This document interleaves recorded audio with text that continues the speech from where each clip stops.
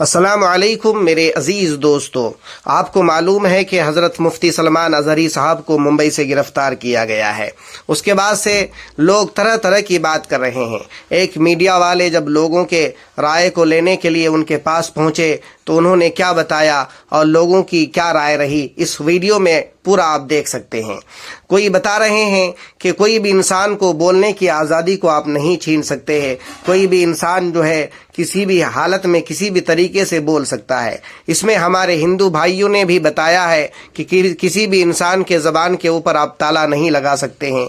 आप इस वीडियो को पूरा मुकम्मल देखें, आपको पता चलेगा कि हमारे भाइयों ने क्या बताया है। आप ज़रूर कमेंट बॉक्स में बताएं। के लोगों को ऐसी सूरत में अगर उन्होंने ये कह दिया कि आज तुम्हारा दौर है, कल हमारा भी दौर आएगा, कोई जरूरी है क्या ये गवर्नमेंट बनी रहेगी? क्या करे? हम ही को कातिल कहेगी दुनिया, हमारा ही कत्लेआम होगा। हम ही कुएं खोदते फिरेंगे, हम ही पे पानी हराम होगा। अगर रही यही जहरियत तो मुझे ये डर है कि इस सदी में न कोई अब्दुल कलाम होगा न कोई अब्दुल हमीद होगा। तो शब्दों का व्याख्या तो ठाकुर के शब्दों से व्याख्या कर लेना चाहिए।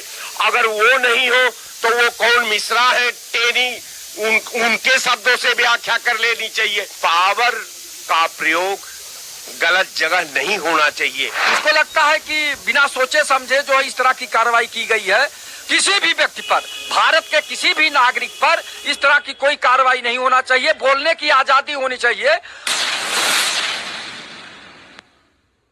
नमस्कार, मैं हूं आपके साथ मोहम्मद ज़ैफ। आज सबसे बड़ी खबर इस बात की आ रही है कि मौलाना मुफ्ती सलमान अज़हरी साहब को गिरफ्तार कर लिया गया है हिट स्पीच में। इस पर जवाब देने के लिए बहुत सारे वक्ता यहाँ मौजूद हैं। तो आपने देखा सलमान अज़हरी साहब को जो है गिरफ्तार कर लिया गया हिट स्पीच में। उन्होंने विवादित बयान दिया, ऐसा चैनलों पे चलाया जा रहा, जहरीले मौलाना, जहरीले, मतलब बहुत सारे शब्दों से उनको नवाजा जा रहा है। सबसे बड़ी बात है कि ये कत्ल भी करते हैं तो चर्चा नहीं होती, हम आह भी भरते हैं तो होते हैं बदनाम।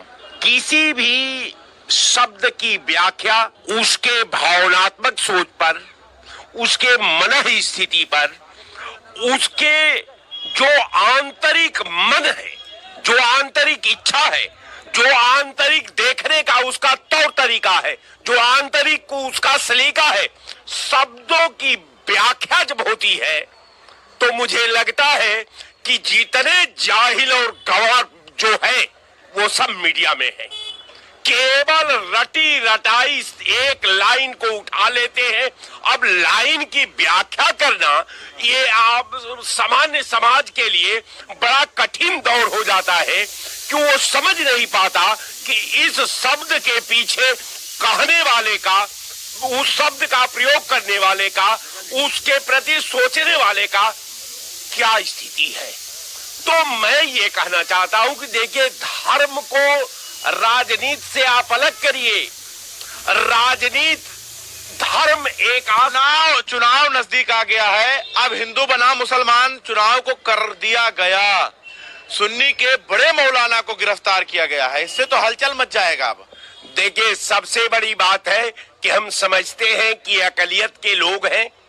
ये अकलियत के लोग कोई भी स्टेप लेने से पहले अपने बारे में हम समझते हैं कि जो सिस्टम के बारे में, जो आज संकट के दौर से भारत गुजर रहा है, जो आज संवैधानिक संस्थाएं खतरे में है, जो संविधान खतरे में है, जो आवाम का भविष्य खतरे में है, जहां शिक्षा खतरे में है, जहां आप समझ लीजिए कि वातावरण खतरे में है, जहां की एकता और सद्भाव खतरे में है, वहां बड़े नेताओं को, बड़े मौलवियों को हम समझते हैं कि बहुत संभल करके रह गया सवाल कि शब्दों की व्याख्या।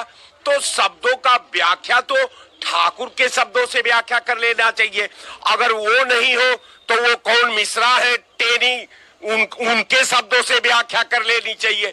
और रह गया सवाल कि पावर का प्रयोग गलत जगह नहीं होना चाहिए।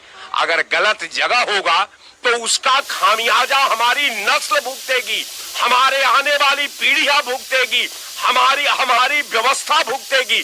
तो मैं नहीं चाहूंगा कि कोई इस तरह का कार्रवाई हो। अब पुनः सरकार जो है, जितने उनके स्पीच के शब्द हैं, इनके व्याख्याकार कर क्या कर रहे हैं? ये क्यों नहीं व्याख्या करके देश को बताते हैं कि उसने क्या या गलत कह दिया, कौन स्ट्रक्चर पर हमला कर दिया? उन्होंने ये कहा है कि आज तुम्हारा वक्त है, हमारा दौर आएगा। आज तुम चिल्ला लो, जुल्म कर लो, कल मेरे साथ भी इंसाफ होगा। वक्त और दौर दो शब्द है। तो भाई वक्त समय का पैगाम देता है, और दौर तो जो प्रक्रिया, जो चरखा चलता है उसको कहा जाता है। दौर माने जो रेस से, दौर से गुजर रहा हो व्यक्ति।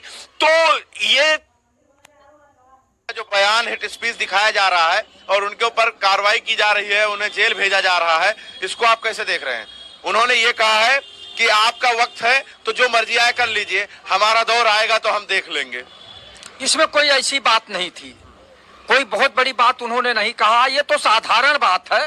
तमाम बार जो सुप्रीम कोर्ट ने भी कहा कि कोई बात करने के आशय को भी थोड़ा समझना चाहिए, और उसमें कोई बात उन्होंने ऐसा नहीं कहा था कि जिसपे इस तरह का कार्रवाई की जाए। मुझको लगता है कि बिना सोचे समझे जो इस तरह की कार्रवाई की गई है, किसी भी व्यक्ति पर, भारत के किसी भी नागरिक पर इस तरह की कोई कार्रवाई नहीं होना चाहिए। बोलने की आजादी होनी चाहिए, और अगर आदमी इस तरह की बात बोल रहा है तो अगर कहीं कोई आहत होता है तो कुछ बोल देता है तो क्या उसके ऊपर कार्रवाई की जाएगी? भाई तमाम लोग बोलते हैं कि हमारे ऊपर इस तरह का घटना घटी और हम ऐसा कर देंगे, तो वो दौर की बात बोले है ना। तो दौर तो आपको बताइए, जो आज अधिकारी कुर्सी पर है उसके जो कर्मचारी भी कहते हैं कि यार साहब आपका दौर है, कर लीजिए। कल जब वो रिटायर हो जाते हैं तो उसी कार्यालय में उनकी कोई नहीं सुनता है। तो दौर है, एक दौर होता है कि एक वक्त होता है, जो वक्त की बात आती है। तो मैंने कई जगह सुना, कई ऐसे कर्मचारी बोले कि अरे हमारे साहब तो बड़े उस तरह के हैं, और तो वो बोल देते कि साहब आज आपका दौर है, कल जो है हमारा दौर होगा। तो जहां रिटायर हुए उन्हें कुर्सी तक नहीं मिलती उसी विभाग में। सलमान अजहरी साहब जो बोले हैं, इस पर कार्रवाई होनी चाहिए। मैं तो ये कहूंगा कि जिन लोगों ने FIR दर्ज करी है और ना तो हदीस को जानते ना कुरान को जानते हैं वो लोग, 99% मीडिया के लोग ना हदीस जाने ना कुरान जाने। सलमान साहब ने कोई गलत बात तो नहीं कह दी। आप देख रहे हैं रोजाना ये जातियां हो रही है, कहीं से कोई इंसाफ नहीं मिल पा रहा है अकलियत के लोगों को। ऐसी सूरत में अगर उन्होंने ये कह दिया कि आज तुम्हारा दौर है, कल हमारा भी दौर आएगा, कोई जरूरी है क्या ये गवर्नमेंट बनी रहेगी? कल के दिन दूसरी गवर्नमेंट बन सकती है, हमारे पक्ष की भी गवर्नमेंट बन सकती है, लेकिन इस तरीके के काम नहीं करना चाहिए। इन लोग, जिन लोगों ने FIR करी है, इनके खिलाफ जांच करा के इनके खिलाफ FIR होना चाहिए, उल्टा हो जाना चाहिए, उल्टा होना चाहिए FIR। ऐसे गंदे किस्म के लोग जो वातावरण को बर्बाद करते हैं उनके खिलाफ FIR हो। अगर ये गवर्नमेंट नहीं, सलमान अजहरी के ऊपर अगर बड़ी कार्रवाई